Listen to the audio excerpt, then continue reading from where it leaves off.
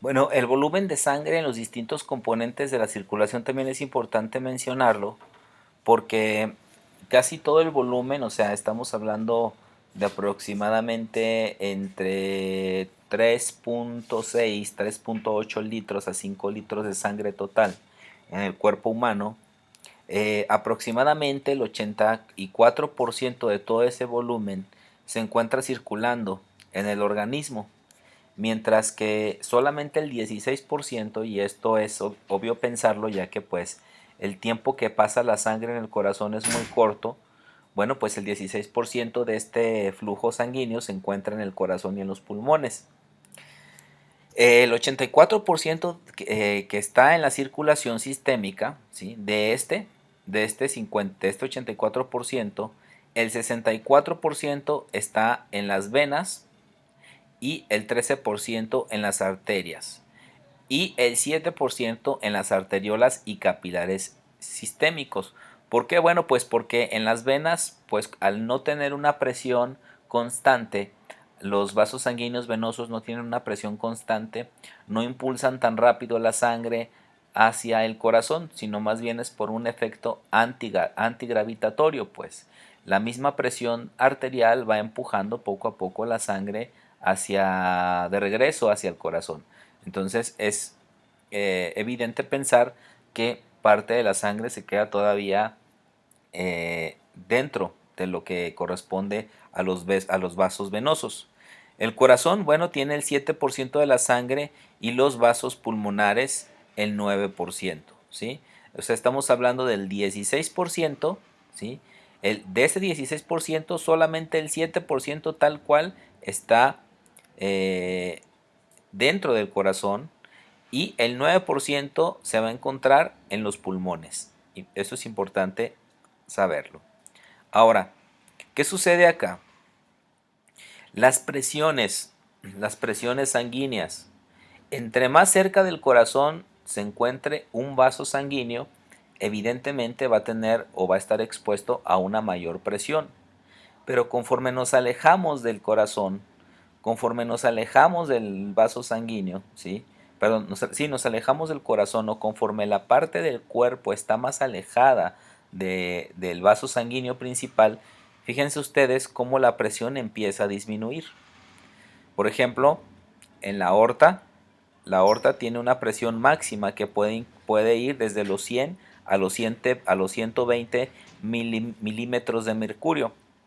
Pero en la medida en que la aorta empieza a ramificarse, ¿sí? Esta presión empieza a descender significativamente. De tal manera que cuando llegamos casi a los capilares y a las vénulas, la presión prácticamente es de cero. Y esa presión básicamente es una presión de difusión simple, pues. La misma presión que vienen ejerciendo los vasos más grandes van empujando de forma pasiva, ¿sí? El contenido sanguíneo que se encuentra en las vénulas y los capilares. Si se fijan al final, correspondiendo a las venas pequeñas, venas grandes, etcétera, ya esa presión ya no es tan perceptible, ¿sí? Pero fíjense también aquí cómo vuelve a haber un pico que corresponde al pico de las arterias pulmonares. ¿Por qué aquí en las arterias pulmonares? Bueno, pues porque las arterias pulmonares o la arteria pulmonar principal sale, ya sabemos, del ventrículo derecho. Entonces es evidentemente pensar que la presión a este nivel vuelve a subir. Pero fíjense la gran diferencia entre la presión ejercida por la arteria aorta en comparación a la presión ejercida por la arteria pulmonar.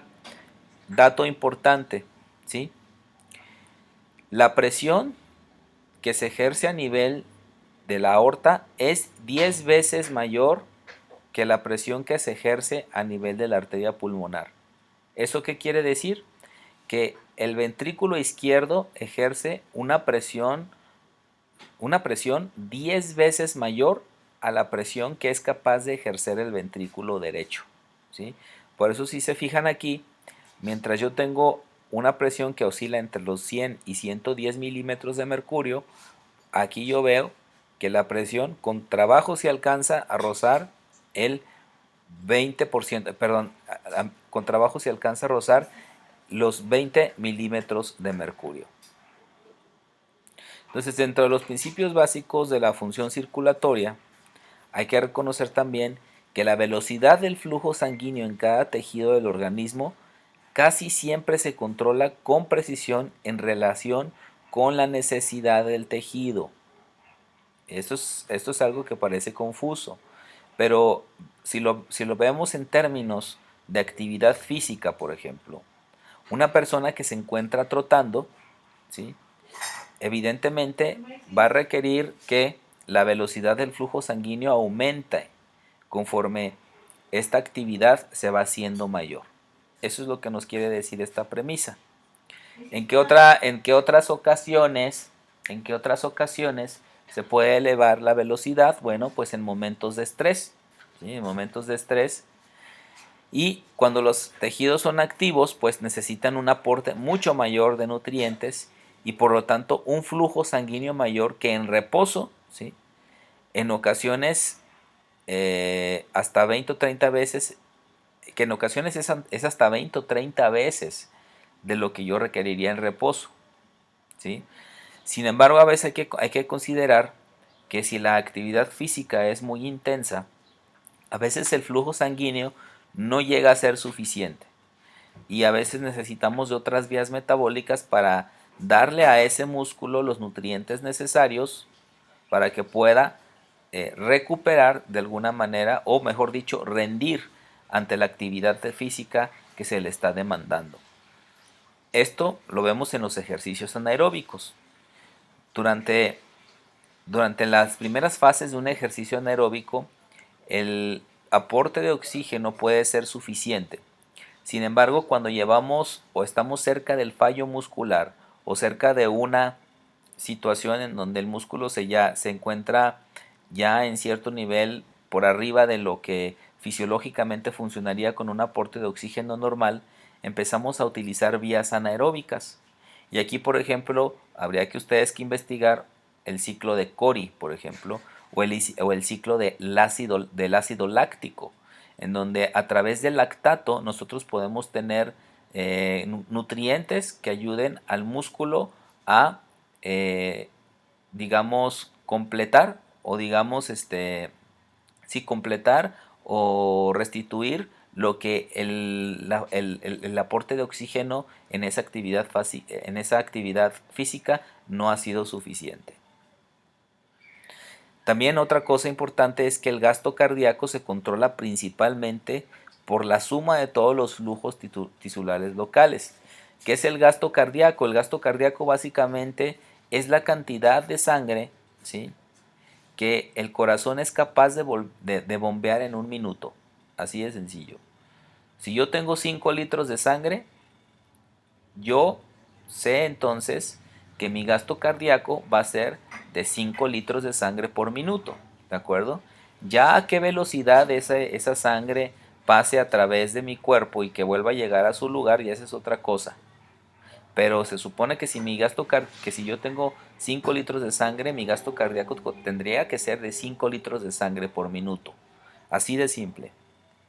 Entonces, cuando el flujo sanguíneo atraviesa un tejido, inmediatamente vuelve al corazón a través de las venas y el corazón responde automáticamente a este aumento del flujo, como lo que habíamos visto en el ciclo cardíaco, ¿sí?, bombeándolo inmediatamente hacia las arterias para iniciar de nueva cuenta el proceso de circulación sistémica o el proceso de circulación pulmonar. Entonces el corazón actúa como una bomba automatizada respondiendo a las necesidades de los tejidos. Por otro lado, la regulación de la presión arterial es generalmente independiente del flujo sanguíneo local o el control del gasto cardíaco, ¿sí? A veces tenemos problemas patológicos, pues que casos de hipertensión arterial, en donde si en algún momento la presión cae significativamente por debajo del nivel normal, el corazón en segundos, los nervios reflejos provocan cambios circulatorios que hacen que solitas las arterias, ¿sí?, puedan llegar a un nivel normal sin necesidad de afectar directamente la función cardíaca. Sin embargo, si esa presión baja o esa presión alta es sostenida, vamos a empezar a encontrar que puede haber aumentos en las funciones cardíacas, provocando una contracción, ¿sí? También provocando una contracción de los grandes reservorios venosos para aportar más sangre al corazón. Esto lo podemos ver, por ejemplo, en caso de hemorragias o lesiones graves. ¿Sí? Se provoca una constricción generalizada de la mayoría de las arteriolas a través del organismo, con lo que se acumula más sangre en las grandes arterias para aumentar la presión arterial. Esto en un escenario sería lo siguiente, sería, por ejemplo, personas que ya tienen una tendencia de tener una presión baja, pero ya están acostumbradas a ese tipo de cifras. Sin embargo, si en algún momento del día o en una actividad física o por falta de alimentación esta presión baja un poquito más de lo normal, entonces empezamos a despertar una serie de mecanismos fisiológicos que inclusive van a involucrar al corazón o van a involucrar a la presión venosa para que esa sangre pueda regresar de manera más rápida hacia el corazón.